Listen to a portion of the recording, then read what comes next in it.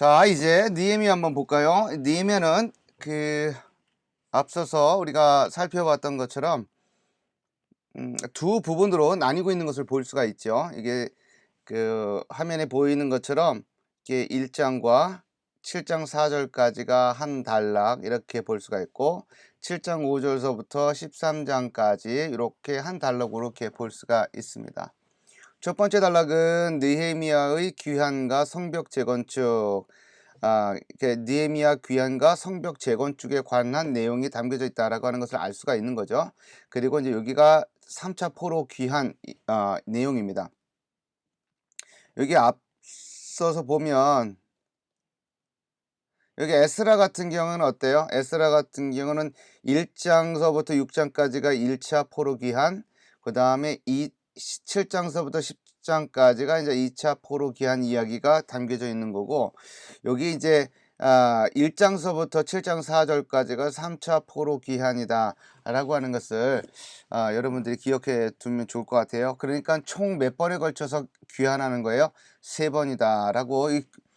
이것이 이제 일반적인 이제 통설이에요. 물론 이제 에스라 1장에 보게 되면 앞서도 앞선 영상에서도 잠깐 언급을 했지만, 세스바살이라고 하는 그런 인물에 의해서 이렇게 먼저 온 일단의 소수의 사람들이 있었던 것으로 보인다라고 보이는 거예요.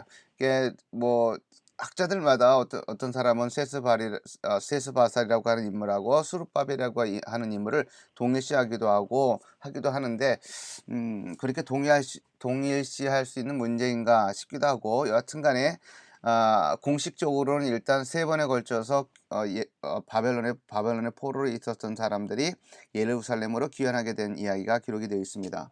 그리고 7장 5절서부터 13절까지는 포로 귀환자들의 목록, 이게 기록이 되어 있어요. 이 사람들은, 이 유다 사람, 그러니까 이스라엘 사람들은 기본적으로 족보를 굉장히 중요하게 따지죠. 그러니까 사실은 그 사람들만 그런 것이 아니라 우리나라 사람들도 족보를 굉장히 많이 따졌죠. 지금이야 조금 그런 부분들이 어느 정도 일면 희석되어진 부분이 없지 않아 있지만, 자기가 누구의 뿌리인지, 자기의 조상이 누구인지에 대해서 많은 관심을 가지고 있는 것은 사실이죠. 여전히 사실이고, 그리고 또 사실 지방에 내려가면 뭐 시골 같은 데 가면은 뭐 이렇게 책도 막 있고 그러잖아요. 그죠? 그러니까 여기 이 이스라엘은 이제 당시 고대 사람들이기도 하지만 굉장히 족보를 굉장히 중요하게 생각했고, 뭐 어디서 어디로 갔다든지 아니면 그때 간 사람들의 목록들을 적는 것을 굉장히 중요하게 생각했고, 그것이 굉장히 몸에 어떤 밴 습관처럼 그렇게 했던 것을 이렇게 볼 수가 있습니다. 여러분 모두 보았을 것이라고 생각을 하는데, 신들러 리스트라 그러죠. 영화. 아, 그, 지금은 유명한 그 배우, 누구죠? 영화 그 제목, 그, 그, 신들러 리스트.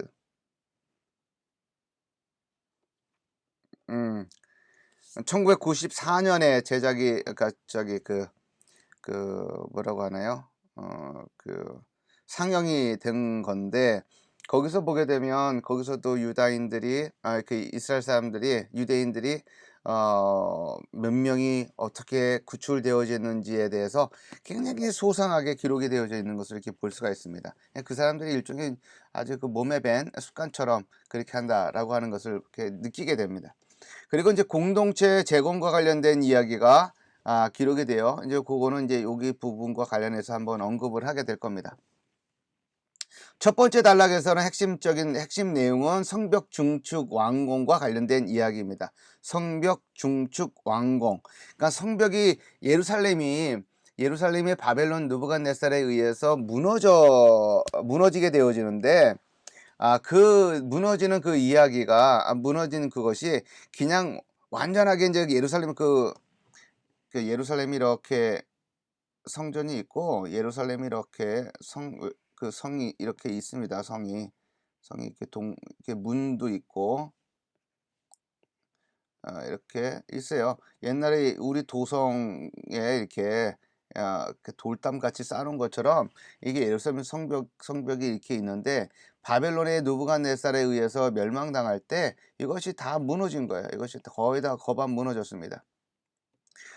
그래서 그렇기 때문에 이것을 이제 다시 이제 증축을 다시 세우는 거죠. 다시 세우는 겁니다. 근데 일말에 조그만 일부분이 남아 있기 때문에 그 위에다가 이제 세운다 해서 중축이라고 하는 말을 쓰기는 하지만 여하튼 간에 외부의 침입으로부터 자기들을 보호할 수 있는 어떤 군사적인 공격으로부터 자기들을 보호할 수 있는 아주 중요한 것이기 때문에 군사적인 의미라든지 어떤 그런 그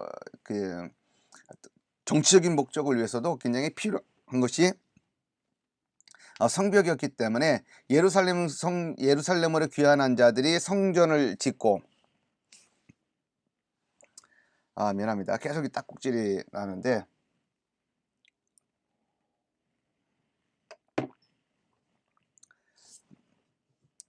그러니까 예루살렘으로 돌아온 사람들이 처음으로 한 것은 뭐였어요? 성전을 재건축하는 일이었고 그리고 두 번째로 한 거는 느헤미야와 함께 온 사람들과 더불어서 무엇을 했느냐 하면 성벽을 중축했다. 여러분들이 이것을 딱 생각을 하면 돼요. 에스라는 성전 재건축, 느헤미야서는 성벽 중축 이렇게 여러분들이 생각을 하면 되겠습니다. 여기서 이제 뭐 다 살펴볼 수는 없고 우리가 한 세 군데 정도만 이렇게 좀 세 가지의 내용을 좀 살펴보려고 합니다. 느헤미야의 귀환 과정과 관련된 내용입니다. 다 살펴볼 수 있을지 모르겠습니다. 느헤미야 1장을 보게 되면 1장 1절서부터 11절까지의 내용입니다. 거기 사실 이제 2장 중반까지 내용이 있는데 요게 보게 되면 그 느헤미야가 어떤 계기를 통해서 그리고 어떤 과정을 거쳐서 예루살렘으로 귀환하게 되는지에 대한 이야기를 기록을 해놓고 있습니다. 물론 느헤미야 같은 경우는 완전히 예루살렘으로 완전히 그 뭐라고 할까요? 완전히 이렇게 돌아온 것이 아니라 일종의 어느 정도의 한시적인 기간을 두고서 돌아온 그런 인물이었다라고 볼 수가 있습니다. 그러니까 여하튼 간에 느헤미야는 바벨론의 그 페르시아의 술 맡은 관원장이었다라고 기록이 되어 있죠. 어디에 기록이 되어 있냐? 1장 11절에 보게 되면 이렇게 되어 있습니다. 1장 11절에 보면 그것도 맨 마지막에 한번 가보세요. 1장 느헤미야 1장 맨 마지막 부분에 가면 그때 내가 왕의 술 관원이 되었느니라 이렇게 되어 있어요. 이건 무슨 말이냐면 그때 술 관원이었다라고 하는 것을 말하는 거예요. 이 내용은 우리가 이제 그 한 세 군데 정도를 이렇게 좀 1장 1절서부터 좀 이렇게 읽어봐야 될 것 같습니다. 그래야지 여러분들이 좀 이해할 수 있을 것 같아요. 하갈의 아들 느헤미야의 말이라. 아닥사스다 왕 제 12년 기슬월에 내가 수상궁에 있는데 이렇게 되어 있어요. 아닥사스다 왕 제 12년 아닥사스다 왕 제 12년 아닥사스다 왕 제 12년이라고 했으니 몇 년이에요? 445년인가요? 445년 여기 성벽 중축 완공이 445년으로 되어 있죠. 거기가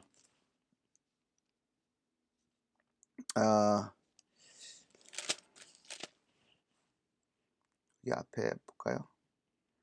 아닥사스다 왕 464년서부터 423년까지가 아닥사스다 왕의 치세년도죠. 여기 보게 되면 그죠? 464에서 423년. 근데 여기 아닥사스다 왕 제12년. 그러면 여기서 12년 정도를 빼면 되는 거죠. 그러면 452년 정도가 되는 거죠. 452년 정도 452년 뭐 8년 400 잠깐만요. 다시 한번 봅시다. 아닥사스다 왕 제12년 그러니까 464에서 한 12년을 이렇게 빼야 되는 거니까 12, 52, 452년 정도가 되죠. 그죠? 452년에 뭐 했다는 거예요? 내가 수상궁에 있는데 술 맡은 관원장으로서 술 맡은 관원장으로 그 수상궁에 있는데 그 바사의 왕궁에 있었다라고 하는 걸 말하는 거죠. 내 형제들 가운데 하나인 하나니가 두어 사람과 함께 유다에서 내게 이르렀기로 내가 그 사로잡힘을 면하고 남아있는 유다와 예루살렘 사람들의 형편을 물은즉 그들이 내게 이르되 사로잡힘을 면하고 남아있는 자들이 그 지방 거기에서 큰 환난을 당하고 능력을 받으며 예루살렘 성은 허물어지고 성문들은 불탔다 하는지라. 내가 이 말을 듣고 앉아서 울고 수일 동안 슬퍼하며 하늘의 하나님 앞에 금식하며 기도하여 이르되 하늘의 하나님 여호와 크고 두려우신 하나님이여, 이렇게 되어 있어요. 그러니까 유다에서 전달된 보고를 받은 거예요. 예루살렘 성벽이 회파가 되고 허물어지고 성문들은 불탔다라고 하는 이야기를 들은 겁니다. 물론 이 이야기는 남쪽 유다의 멸망 이야기하고는 상관이 없는 거예요. 왜 그럴까요? 지금 이 유다의 유다에서 온 사람들로부터 하나니와 그 두어 사람들 그 친구들로부터 받은 그 보고는 언제였냐면 아닥사스다 왕 제12년이에요. 그러니까 몇 년이에요? 452년이라 그랬죠. 그때 받은 이야기예요. 그러니까 남쪽 유다가 언제 멸망했어요? 586년 때 바벨론에 의해서 멸망당하죠. 성벽도 무너지고 불타고 전소되고 그런 내용이 586년에 있었습니다. 그런데 지금 유다에서 전달된 보고 내용은 마치 586년 남쪽 유다가 멸망하는 이야기와 거의 비슷하게 생겼어요. 내용이. 그러나 이거는 다른 이야기예요. 왜냐하면 이 지금 보고받는 내용은 몇 년이에요? 452년의 이야기이기 때문에 그렇다라고 하는 거예요. 아닥사스 왕 제12년. 그죠? 그 보고를 듣고서 느헤미야가 어떤 반응을 보이느냐, 그 반응이 중요한 거예요. 하나님 앞에 내가 이 말을 듣고 앉아서 4절 내가 이 말을 듣고 앉아서 울고 수일 동안 슬퍼하며 하늘의 하나님 앞에 금식하며 기도하고 라고 되어 있어요. 그러니까 이 소식을 듣고 비록 느헤미야는 비록 수상궁에 지금 페르시아의 궁에서 일하고 있는 술 맡은 관원장으로서 왕과 굉장히 근접한 거리에서 일하고 있는 신임을 받고 있는 사람이지만 자기 조상들의 땅에 있는 이 불행한 이야기를 듣고서 너무나 마음이 아팠다라고 하는 것을 우리가 알 수가 있는 거죠. 느헤미야는 아마도 바벨론에서 태어난 사람이지 않을까라고 생각을 합니다. 그저 바벨론에서 태어난 사람이었을 거예요. 근데 그 사람이 일종의 우리나라로 치면 이제 공무원 시험처럼 공무원 시험을 치고 그런 공무원이 되었는지 알 수는 없지만 이미 페르시아의 높은 관직에 가지고 올라갔었던 그런 어떤 능력이 있는 사람이었던 것만은 분명하다라고 하는 겁니다.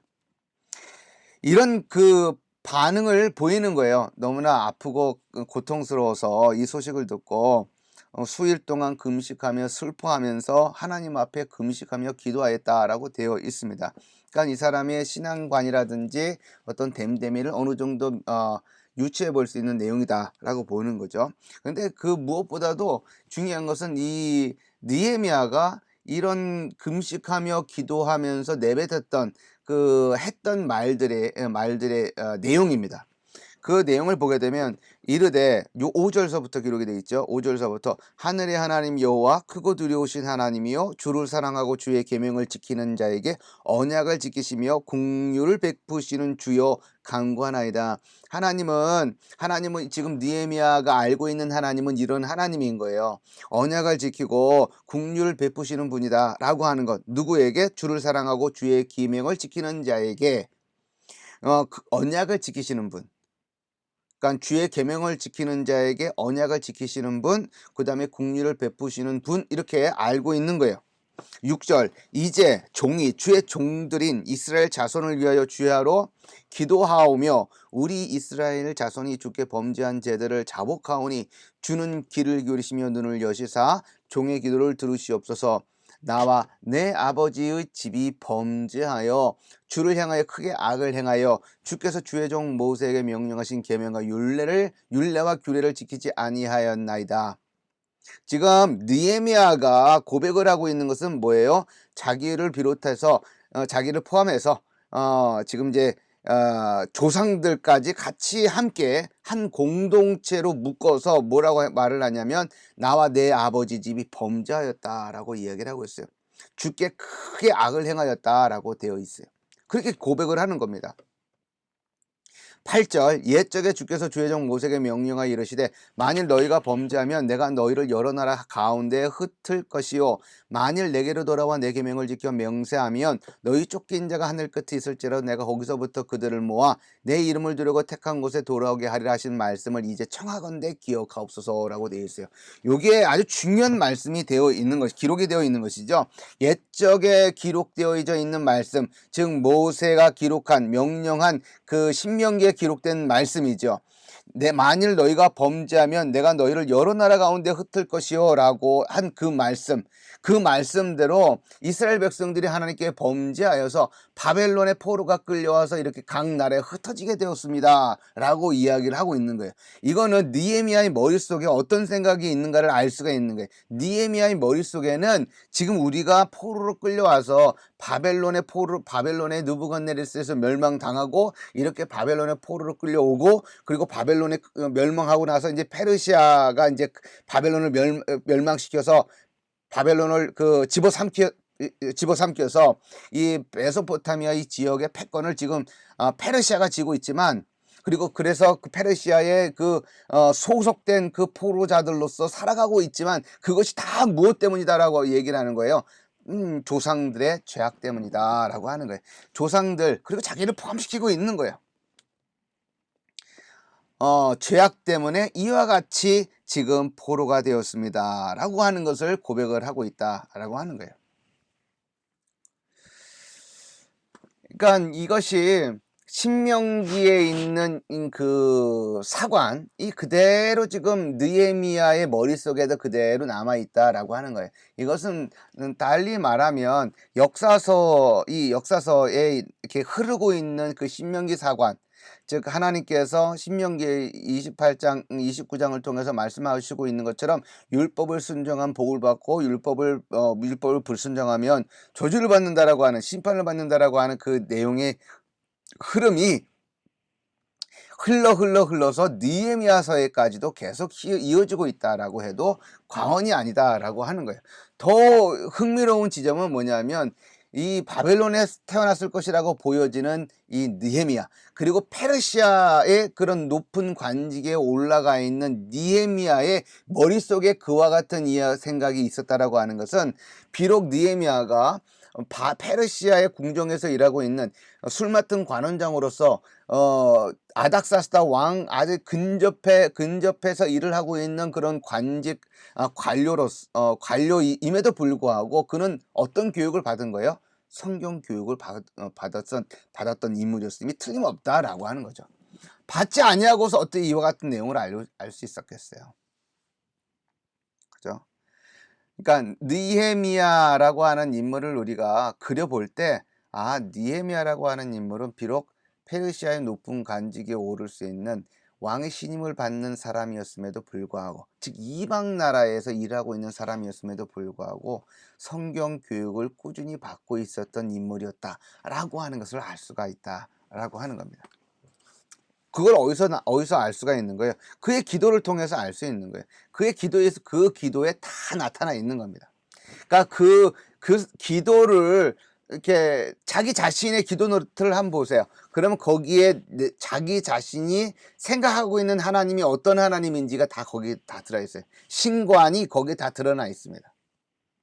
그러니까 누군가가 기도할 때 그 기도 내용을 잘 유의해서 살펴보면 저 사람은 하나님을 이렇게 생각하고 있구나 라고 하는 그 신관을 우리가 알 수가 있다라고 하는 것입니다. 자, 두 번째로 우리가 보고보자 하는 것은 뭐냐면 성벽 재건의 어려움이에요. 에스라도 에스라서를 보게 되면 1장서부터 6장까지가 그 성전 재건축에 관한 이야기라고 했잖아요. 그죠? 근데 여기서도 나와 있는 것처럼 성전 건축 중단이 몇 년 동안 진행이 돼서 22년 동안 중단이 됐습니다. 이건 뭘 말하느냐면 성전을 재건축하는 데 있어서 방해와 같은 것들이 여러 가지가 있었다라고 하는 거죠. 사마리아 사람들이 내려와서 방해를 하고, 그다음에 그 다트냐 스달보스네와 같은 사람들이 와 가지고 또 방해하고, 또 페르시아에 편지를 보내서 이와 같은 일들이 진행이 되고 있는데, 이것이 지금 고레스에 의해서 정말 있었던 일들인지 아닥사스다 왕에게 그런 내용까지 물어가면서 방해하는 일들이 계속 있었다라고 하는 거예요. 그러니까 한 22년 동안 중단이 된 겁니다. 물론 학계 스가랴 말라기, 특별히 학계 스가랴의 서를 보게 되면 뭐 다른 이유도 없는 것은 아닙니다. 그러나 여하튼 간에 이 외부적인 요인들로 인해서 성전 재건축이 중단이 된 거예요. 근데 느헤미야서에도 마찬가지예요. 느헤미야서 같은 경우는 성벽을 증축하는 내용이 기록이 되어 있는 것인데, 여기에도 여러 가지 어려움들이 많이 있었습니다. 물론 그 기간이 그 뭐 22년 정도 그렇게 진행이 되는 것은 아니지만, 그러나 비록 짧은 기간이었지만 그러나 방해가 있었다라고 하는 거예요. 특별히 산발락과 도비아가 조롱을 합니다. 4장 1절에서 3절을 보게 되면 이와 같은 내용이 기록이 되어져 있어요. 산발랏이 우리가 성을 건축한다함을 듣고 크게 분노하여 유다 사람들을 비웃으며 조롱하는 거죠. 조롱하면서 자기 형제들과 사마리아 군대 앞에서 일러 말하되, 이 미약한 유다 사람들이 하는 일이 무엇인가? 스스로 견고하게 하려는가? 제사를 드리려는가? 하루의 일을 마치려는가? 불탄 돌을 흙 무더기에서 다시 일으키려는가 하고, 암몬 사람 도비아는 곁에 있다가 이르되, 그들이 건축하는 돌 성벽은 여호가 올라가도 곧 무너지리라 하더라라고 되어 있어요. 이거는 그러니까 이 산발랏이라고 하는 사람과 이 도비아라고 하는 사람은 결국은 뭘 하는 거예요? 성벽을 재건축하는 사람들에게 근접해 다가와 가지고 조롱을 하는 것이죠. 조롱을 하는 거예요. 이 사람들이 성벽을 재건축해서 제사를 제대로 드리기는 하겠는가? 이 흙무더기에서 도대체 뭘 하려고 하는 것이냐라고 하는 등의 조롱 섞인 말을 하는 거예요. 그리고 더 나아가서는 뭐예요? 여우가 올라가도 무너질 것이다라고 조롱을 하는 거죠. 이 여우라고 하는 것은 이 예루살렘 쪽에서 있는 여우는 이게 조그만 여우를 말하는 거예요. 이 조그만 여우가 올라가도 무너질 수밖에 없는 성벽이다라고 하는 그런 조롱 섞인 이야기들을 하는 겁니다. 그리고 7절서부터 8절까지 넘어가게 되면 또 다른, 그러니까 산발락과 도비아를 포함한 그 지방의 토 세력이라 그러죠. 지방에 있는 이 세력가들에 의해서 방해를 받는 모습이 기록이 되어 있습니다. 여기 보면 7절, 8절 보게 되면 산발랏과 도비아와 아라비아 사람들과 암몬 사람들과 아스돗 사람들이 예루살렘 성에 중수되어 그 허물어진 틈이 메꾸어진다 함을 듣고 심히 분노하여 다 함께 깨하기를 예루살렘으로 가서 치고 그것을 요란하게 하자 하기로라고 되어 있어요. 그러니까 성벽을 재건축하는 문제를 두고서 방해하는 사람들이 많이 있었다라고 하는 겁니다. 자, 여기서 우리가 정말 중요하게 생각을 해야 되는 것이 있습니다. 이것은 뭐냐면 이건 하나님이 섭리 가운데서 진행되는 거잖아요. 하나님이 허락해 줘서 고레스라고 하는 왕의 마음을 감동시켜서 바벨론의 포로에 있었던 사람들이 돌아온 이야기잖아요. 그죠? 그리고 느헤미야도 하나님의 섭리 가운데 아닥스다 왕의 도움을 받아서 이렇게 예루살렘으로 와서 성벽을 재건축하는 거잖아요. 그러니까 달리 말하면 하나님의 윤호가 있어서 이와 같이 돌아와서 성벽을 짓는 것인데 이렇게 방해 공작이 있다라고 하는 거예요. 여러분들 이렇게 삶을 너무 이렇게 단순하게 생각하지 않도록 항상 조심을 해야 됩니다. 교회 사역을 해나갈 때도 또 마찬가지예요. 여기는 이제 우리 이 강의를 듣는 우리 학우들 중에는 이제 사역을 지금 부분적으로 하고 있는, 그리고 또 어떤 부서를 맡아서 하고 있는 우리 분들이 있을 거예요. 그러나 하나님의 도우심을 받아서 무엇인가를 하고 있을 때 뭐 이렇게 어려움이 있다고 하면 그 어려움에 대해서 좀 이렇게 자연스럽게 일부분을 받아들일 수 있는 그런 자세를 가지고 있어야 된다라고 하는 거예요. 하나님이 허락하신 일이기에 늘 순탄할 것이다라고 생각하는 것은 큰 오해다라고 하는 거예요. 그러니까 그렇게 생각하지 말고 에스라 첫 번째 제1차 귀환자들이 하나님의 도우심을 입고 예루살렘으로 돌아와서 성전을 지을 때도 그렇게 방해와 여러 가지 어려움이 있었던 것처럼 느헤미야가 돌아와서 성벽을 하나님의 도우심으로 예루살렘으로 돌아와서 성벽을 지을 때 이와 같이 어려움이 있었던 것처럼 하나님의 도우심과 하나님의 섭리 가운데서 우리가 사역을 한다 하더라도 할지라도 어려움이 충분히 있을 수 있다라고 하는 것을 우리가 생각을 해야 된다라고 하는 것이죠. 그러니까 우리들의 머릿속에는 어떤 것이냐면 하나님의 도우심이 있다면 하나님의 인도하심이 있다고 한다면 어려움이 없을 것이다라고 생각을 해요. 그렇지 않다라고 하는 거예요. 그죠?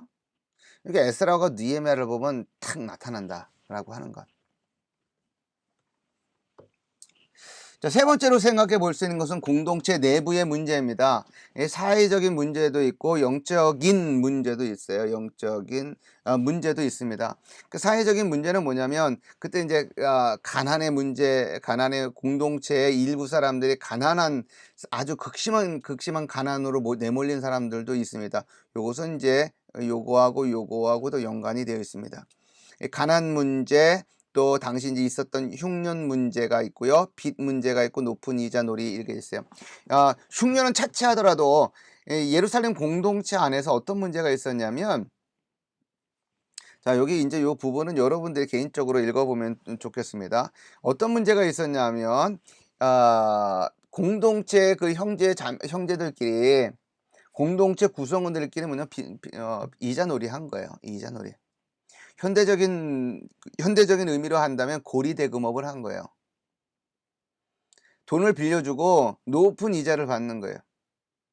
성경에 의하면 이거 금지되어 있습니다. 고리대금업 금지되어 있어요. 지금도 아주 높은 이율을 해가지고 고리대금업 하는 거 금지되어 있잖아요. 카드사도 맥시멈 이자율이 있는 거죠. 근데 예루살렘 공동체는 신앙 공동체의 연속성상에 있는 공동체라 해도 과언이 아닌데 구성원들 사이에 고리대금업을 해서 부자는 더 부자가 되고 가난한 사람들은 더 극심한 가난에 처하게 되는 거예요. 또 가난에 내몰린 사람들은 어떻게 돼요? 살기 위해서 자기 자신을 노예로 만들어버리고 자기 자신이 있는 땅을 팔아야 되는 어떤 그런 문제들이 발생하게 된다. 그러니까 공동체 안에 부익부, 빈익빈 이 현상이 나타나게 된다라고 하는 것이죠. 이것은 공동체의 크나큰 공동체를 약화시키는 아주 큰 문제로 작용하고 있었다라고 하는 것이고, 또 하나는 영적인 문제이죠. 통혼 문제입니다. 에스라 마지막 부분에 나와 있었던 내용과 동일한 내용이에요.